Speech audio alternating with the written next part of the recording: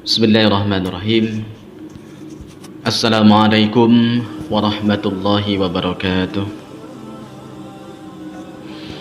Alhamdulillahi rabbil alamin. Allahumma salli ala Muhammad wa ala ali Muhammad. Hadirin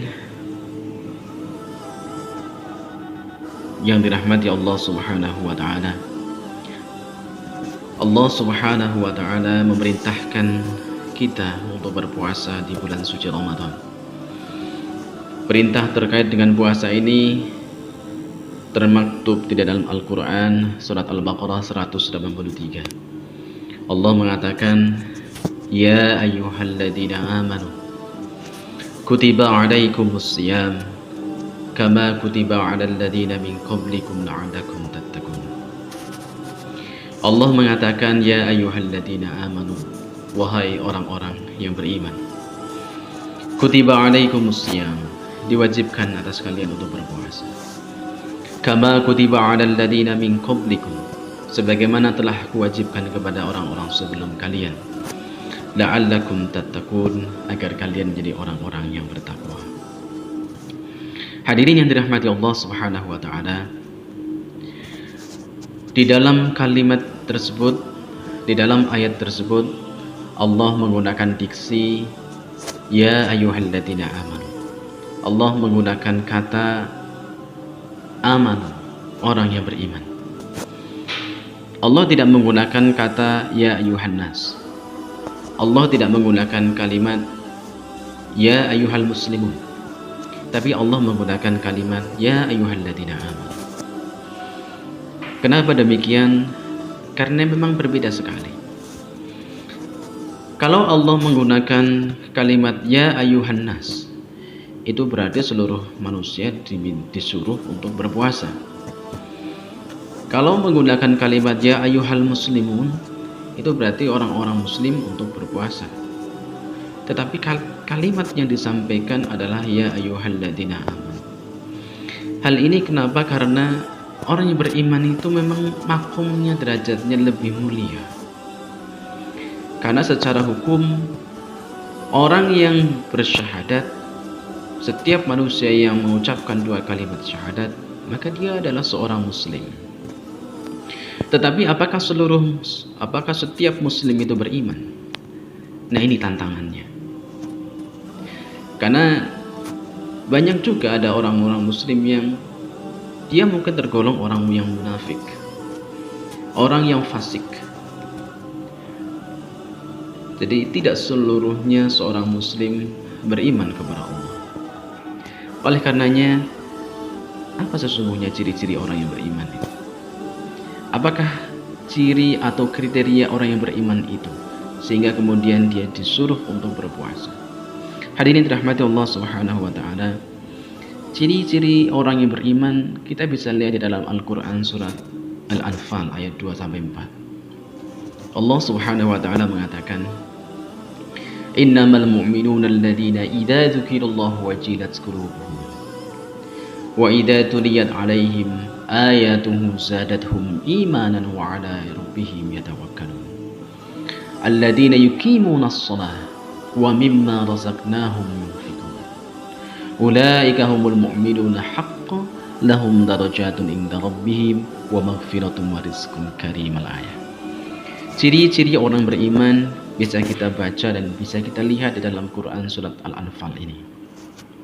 Allah mengatakan, Innamal mu'minuna alladzina, sesungguhnya hanyalah orang-orang yang beriman itu, ciri yang pertama, idza dzukirallahu wajilat qulubuhum. Jadi hadirin yang dirahmati Allah Subhanahu wa taala, iman itu bisa diidentikan dengan cinta.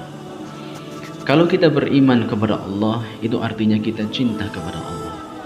Semakin tinggi iman kita kepada Allah, maka semakin tinggi kecintaan kita kepada Allah. Itulah. Oleh karena itu sering sekali kemudian iman diidentikan dengan cinta. Nah, ciri yang pertama adalah idza dzukirallahu wajilat qulubuhum. Ketika kemudian disebut nama Allah, maka bergetar hatinya. Ketika disebut nama Allah, terguncang hatinya. Inilah ciri yang pertama. Jadi kalau kita adalah orang yang beriman, maka setiap kali nama iman, nama Allah disebutkan, maka kemudian bergetar hati. Begitu pula ketika kita mencintai seseorang, setiap kali nama orang itu disebut, ada getaran-getaran cinta yang kemudian kita rasakan dalam hati kita. Jadi itulah sesungguhnya esensi cinta. Kalau kita mencintai seseorang, maka setiap kali nama orang itu disebut, maka bergetar hatinya.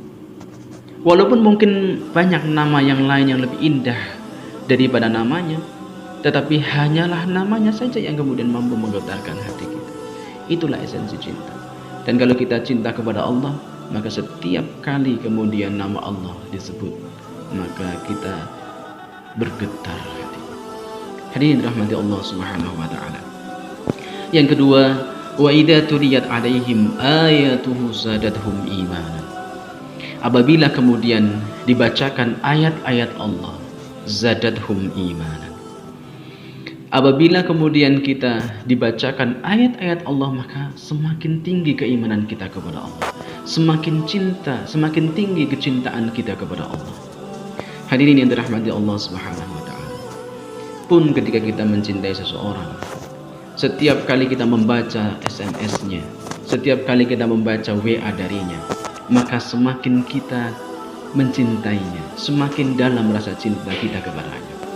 Begitu pula ketika kita mencintai Allah, setiap kali kita membaca, setiap kali kita melihat ayat-ayat Allah, maka semakin dalam dan semakin beriman kita kepada Allah. Dan hadirin dirahmati Allah Subhanahu wa taala, ayat-ayat Allah itu ada banyak. Secara umum ada dua ayat-ayat Allah. Yang pertama adalah ayat-ayat yang tertulis, dan yang kedua adalah ayat yang tidak tertulis. Ayat-ayat yang tertulis dari Allah adalah Al-Quranul Karim. Maka orang yang beriman itu setiap kali dia membaca Quran, maka semakin dalam keimanannya kepada Allah, semakin dalam kecintaannya kepada Allah. Dan yang kedua, ayat-ayat yang tidak tertulis adalah ayat-ayat kauniyahnya Allah, yaitu ayat-ayat yang kemudian diimplementasikan dari sunnatullahnya Allah. Jadi apa yang ada di dunia ini itu semuanya adalah ayat-ayat Allah. Adanya langit, bumi, alam jagat raya ini semuanya ini adalah ayat Allah. Ini adalah ayat-ayat kauniyahnya Allah.